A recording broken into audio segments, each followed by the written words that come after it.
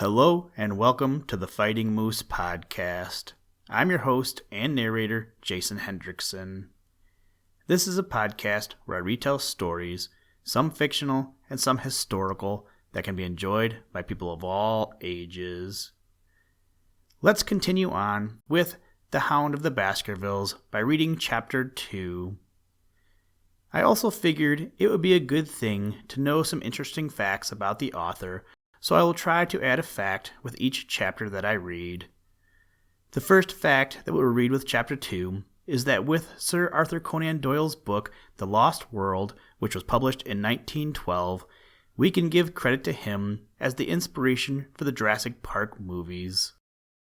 I like this movie first because it's about dinosaurs, and second because I'm pretty sure that Jurassic Park was the first ever midnight movie I ever watched when I was a kid.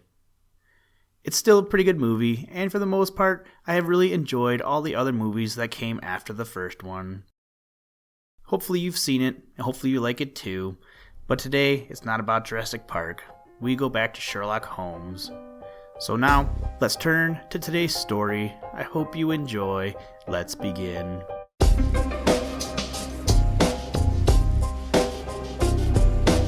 Liftoff. We have a liftoff. To go to the moon in this decade and do the other things, not because they are easy, but because they are hard. Chapter 2, The Curse of the Baskervilles. I have in my pocket a manuscript, said Dr. James Mortimer. I observed it as you entered the room, said Holmes. It's an old manuscript, early 18th century, unless it is a forgery. How can you say that, sir? You have presented an inch or two of it to my examination all the time that you have been talking. It would be a poor expert who could not give the date of a document within a decade or so. You may possibly have read my little monograph upon the subject. I put that at 1730. The exact date is 1742. Dr. Mortimer drew it from his breast pocket. This family paper was committed to my care by Sir Charles Baskerville, whose sudden and tragic death some 3 months ago created so much excitement in Devonshire. I may say that I was his personal friend as well as his medical attendant. He was a strong-minded man, sir, shrewd, practical, and as unimaginative as I myself. Yet he took this document very seriously, and his mind was prepared for just such an end as did eventually overtake him. Holmes stretched out his hand for the manuscript and flattened it upon his knee. You will observe, Watson, the alternative use of the long S and the short. It is one of several indications which enabled me to fix the date. I looked over his shoulder at the yellow paper and the faded script. At the head was written Baskerville Hall, and below it, in large scrawling letters, 1742. It appears to be a statement of some sort. Yes, it is a statement of a certain legend which runs in the Baskerville family. But I understand that it is something more modern and practical upon which you wish to consult me. Most modern, a most practical, pressing matter, which must be decided within 24 hours, but the manuscript is short and is intimately connected with the affair. With your permission, I will read it to you. Holmes leaned back in his chair, placed his fingertips together, and closed his eyes with an air of resignation. Dr. Mortimer turned the manuscript to the light and read it in a high, cracking voice, the following curious old-world narrative. Of the origin of the Hound of the Baskervilles, there have been many statements, yet as I come in a direct line from Hugo Baskerville, and as I had the story from my father, who also had it from his, I have set it down with all belief that it occurred even as is here set forth. And I would have you believe, my sons, that the same justice which punishes sin may also most graciously forgive it, and that no ban is so heavy but that by prayer and repentance it may be removed. Learn then from this story not to fear the fruits of the past, but rather to be circumspect in the future, that those foul passions whereby our family has suffered so grievously may not again be loosed to our undoing. Know then that in the time of the great rebellion, the history of which by the learned Lord Clarendon I most earnestly commend to your attention, this manor of Baskerville was held by Hugo of that name, nor can it be gainsaid that he was a most wild, profane, and godless man. This, in truth, his neighbors might have pardoned, seeing that saints have never flourished in those parts, but there was in him a certain wanton and cruel humor which made his name a byword through the West. It chanced that this Hugo came to love, if indeed so dark a passion may be known under so bright a name, the daughter of a yeoman who held lands near the Baskerville estate. But the young maiden, being discreet and of good repute, would ever avoid him, for she feared his evil name. So it came to pass that one Michaelmas this Hugo, with 5 or 6 of his idle and wicked companions, stole down upon the farm and carried off the maiden, her father and brothers being from home, as he well knew. When they had brought her to the hall, the maiden was placed in an upper chamber, while Hugo and his friends sat down to a long carouse, as was their nightly custom. Now the poor lass upstairs was like to have her wits turned at the singing and shouting and terrible oaths which came up to her from below, for they say that the words used by Hugo Baskerville when he was in wine were such as might blast the man who said them. At last, in the stress of her fear, she did that which might have daunted the bravest or most active man, for by the aid of the growth of ivy which covered, and still covers, the south wall, she came down from under the eaves, and so homeward across the moor, there being 3 leagues betwixt the hall and her father's farm. It chanced that some little time later Hugo left his guests to carry food and drink, with other worse things perchance, to his captive, and so found the cage empty, and the bird escaped.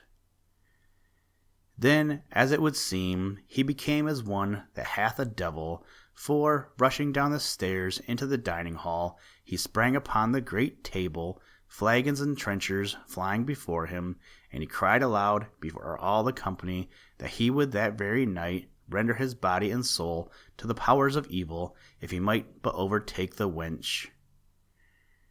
And while the revellers stood aghast at the fury of the man, one more wicked, or, it may be, more drunken than the rest, cried out that they should put the hounds upon her.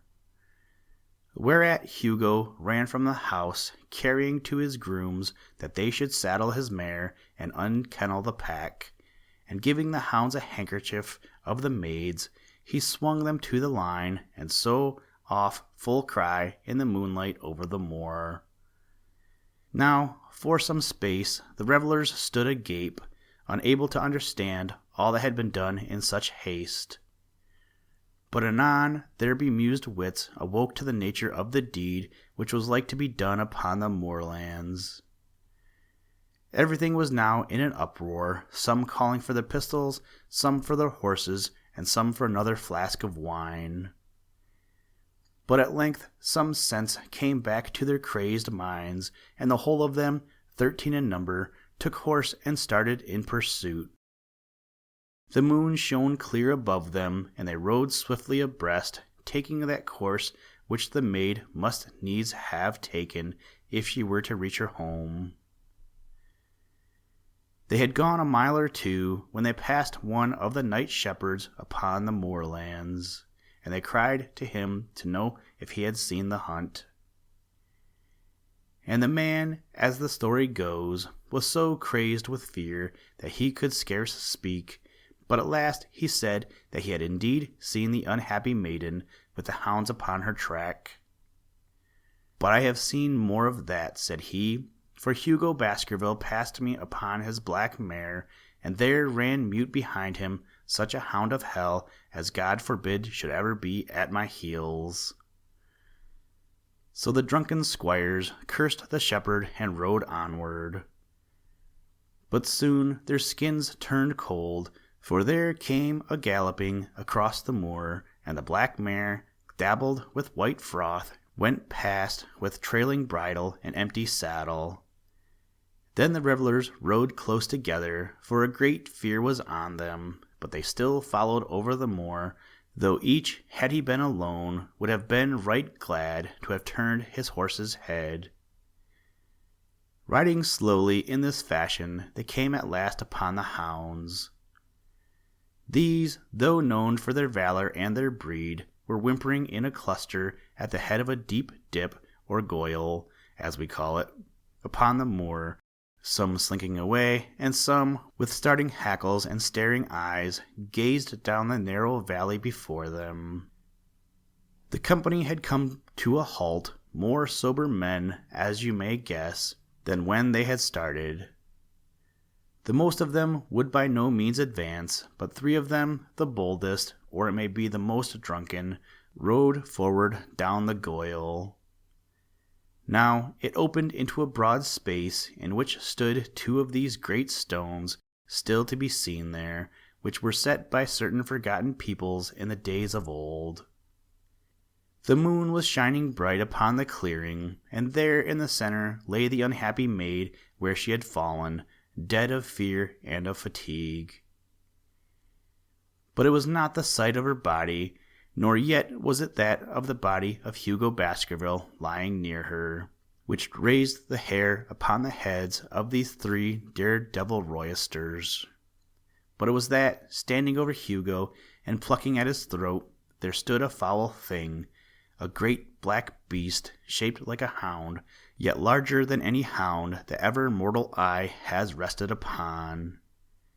And even as they looked, the thing tore the throat out of Hugo Baskerville, on which, as it turned its blazing eyes and dripping jaws upon them, the 3 shrieked with fear and rode for dear life, still screaming, across the moor. One, it is said, died that very night of what he had seen, and the other 2 were but broken men for the rest of their days. Such is the tale, my sons, of the coming of the hound, which is said to have plagued the family so sorely ever since. If I have set it down, it is because that which is clearly known hath less terror than that which is but hinted at and guessed. Nor can it be denied that many of the family have been unhappy in their deaths, which have been sudden, bloody, and mysterious. Yet may we shelter ourselves in the infinite goodness of Providence, which would not forever punish the innocent beyond that 3rd or 4th generation which is threatened in Holy Writ. To that Providence, my sons, I hereby commend you, and I counsel you by way of caution to forbear from crossing the moor in those dark hours when the powers of evil are exalted. This from Hugo Baskerville to his sons Roger and John, with instructions that they say nothing thereof to their sister Elizabeth. When Dr. Mortimer had finished reading this singular narrative, he pushed his spectacles up on his forehead and stared across at Mr. Sherlock Holmes. The latter yawned and tossed the end of his cigarette into the fire. "Well," said he, "do you not find it interesting?" "To a collector of fairy tales." Dr. Mortimer drew a folded newspaper out of his pocket. "Now, Mr. Holmes, we will give you something a little more recent. This is from the Devon County Chronicle of May 14th of this year.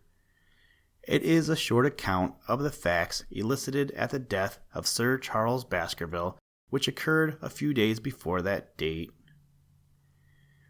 My friend leaned a little forward, and his expression became intent. Our visitor readjusted his glasses and began. "The recent sudden death of Sir Charles Baskerville, whose name has been mentioned as the probable Liberal candidate for Mid-Devon at the next election, has cast a gloom over the county.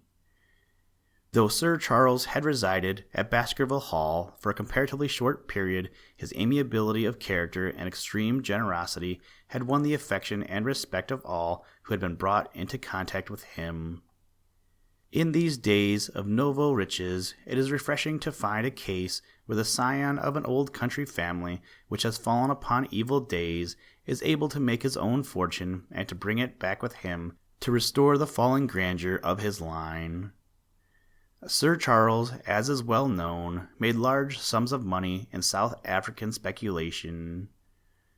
More wise than those who go on until the wheel turns against them, he realized his gains and returned to England with them. It is only 2 years since he took up his residence at Baskerville Hall, and it is common talk how large were those schemes of reconstruction and improvement which have been interrupted by his death. Being himself childless, it was his openly expressed desire that the whole countryside should, within his own lifetime, profit by his good fortune, and many will have personal reasons for bewailing his untimely end. His generous donations to local and county charities have been frequently chronicled in these columns. The circumstances connected with the death of Sir Charles cannot be said to have been entirely cleared up by the inquest, but at least enough has been done to dispose of those rumors to which local superstition has given rise. There is no reason whatever to suspect foul play, or to imagine that death could be from any but natural causes.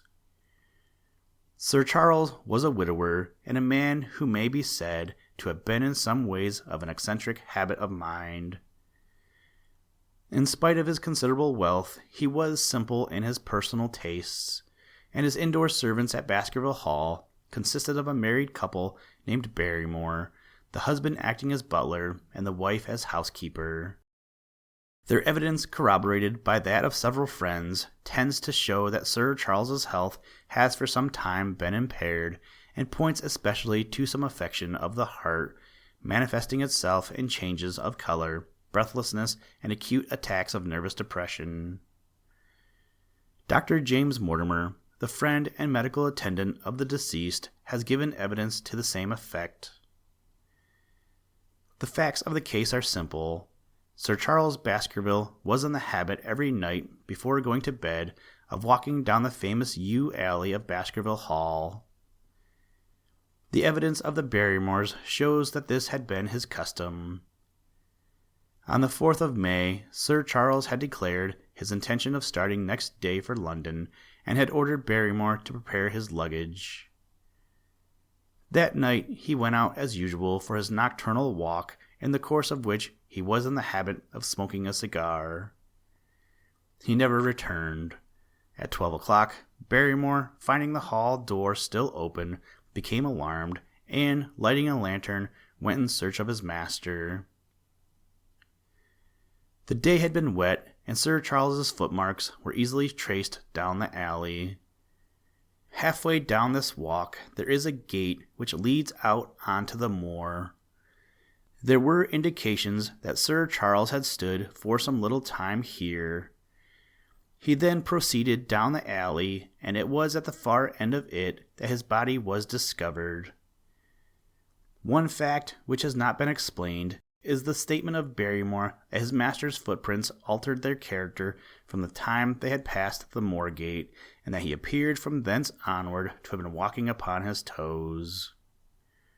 One Murphy, a gypsy horse dealer, was on the moor at no great distance at the time, but he appears by his own confession to have been the worse for drink. He declares that he heard cries, but is unable to state from what direction they came.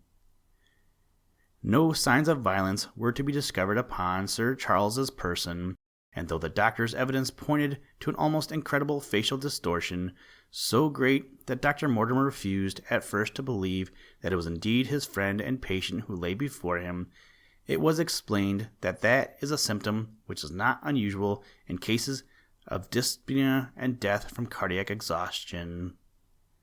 This explanation was borne out by the post-mortem examination, which showed long-standing organic disease, and the coroner's jury returned a verdict in accordance with the medical evidence.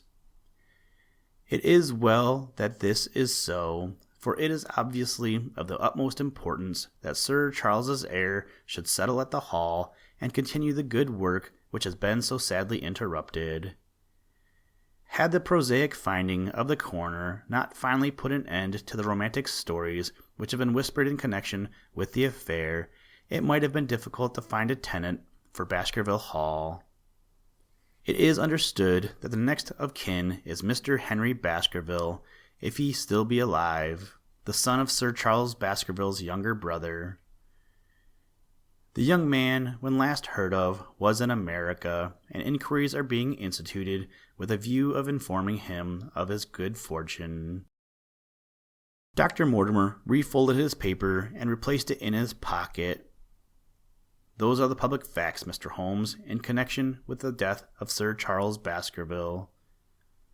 I must thank you, said Sherlock Holmes, for calling my attention to a case which certainly presents some features of interest.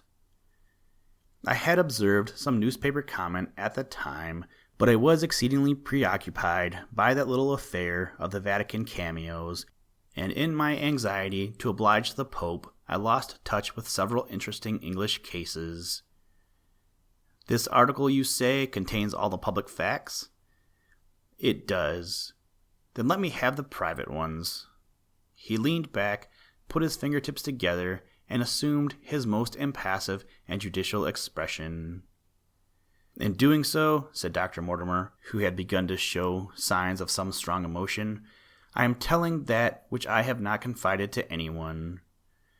My motive for withholding it from the coroner's inquiry is that a man of science shrinks from placing himself in the public position of seeming to endorse a popular superstition. I had the further motive that Baskerville Hall, as the paper says, would certainly remain untenanted if anything were done to increase its already rather grim reputation. For both these reasons, I thought that I was justified in telling rather less than I knew, since no practical good could result from it, but with you there is no reason why I should not be perfectly frank. The moor is very sparsely inhabited, and those who live near each other are thrown very much together. For this reason, I saw a good deal of Sir Charles Baskerville, with the exception of Mr. Frankland of Laughter Hall and Mr. Stapleton, the naturalist. There are no other men of education within many miles. Sir Charles was a retiring man, but the chance of his illness brought us together, and a community of interest in science kept us so. He had brought back much scientific information from South Africa, and many a charming evening had been spent together, discussing the comparative anatomy of the Bushman and the Hottentot. Within the last few months, it became increasingly plain to me that Sir Charles's nervous system was strained to the breaking point. He had taken this legend, which I have read you exceedingly, to heart, so much so that, although he would walk in his own grounds, nothing would induce him to go out upon the moor at night. Incredible as it may appear to you, Mr. Holmes, he was honestly convinced that a dreadful fate overhung his family, and certainly the records which he was able to give of his ancestors were not encouraging. The idea of some ghastly presence constantly haunted him, and on more than one occasion he was asked me whether I had on my medical journeys at night ever seen any strange creature or heard the baying of a hound. The latter question he put to me several times, and always with a voice which vibrated with excitement. I can well remember driving up to his house in the evening some 3 weeks before the fatal event. He chanced to be at his hall door. I had descended from my gig, and was standing in front of him, when I saw his eyes fix themselves over my shoulder and stare past me with an expression of the most dreadful horror. I whisked round, and had just time to catch a glimpse of something which I took to be a large black calf passing at the head of the drive. So excited and alarmed was he that I was compelled to go down to the spot where the animal had been and look around for it. It was gone, however, and the incident appeared to make the worst impression upon his mind.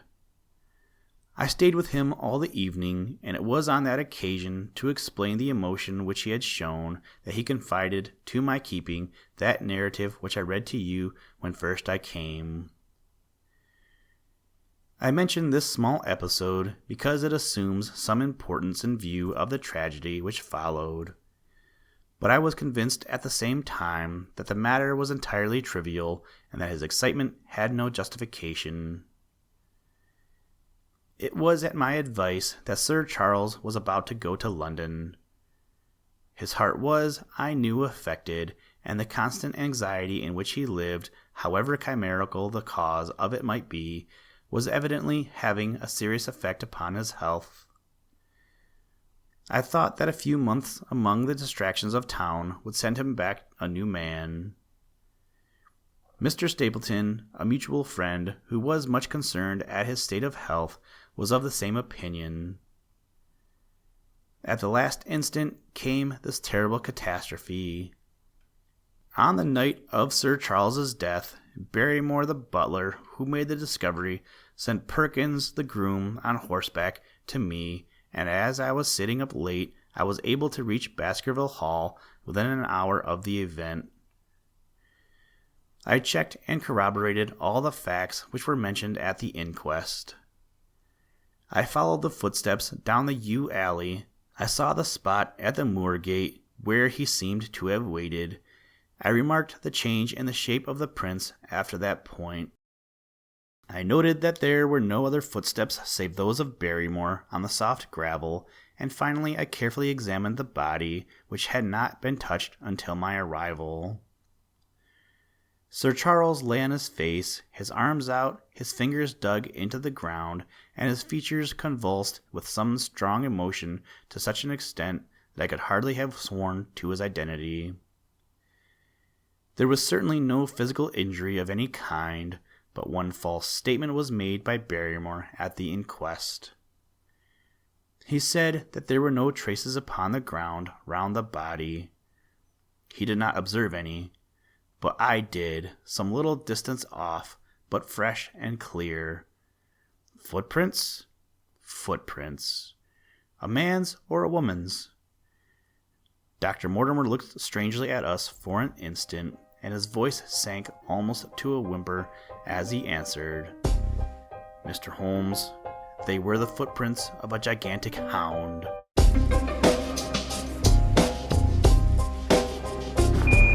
Listen, Tranquility Base here. The Eagle has landed. That's one small step for man, one giant leap for mankind. Thank you for listening to this episode of the Fighting Moose Podcast. Please join us next time as we read another exciting story. Today's music was provided by the artist Grapes, and the audio clips were provided by NASA. For more information, to contact us, or to download podcast extras, please visit www.thefightingmoose.com. Also, if you haven't done so, please leave us a review wherever you get your podcast. Thank you for your patronage, and as always, try and do a random act of kindness every day. Mission complete, Houston. After serving the world for over 30 years, the space shuttle's earned its place in history and it's come to a final stop.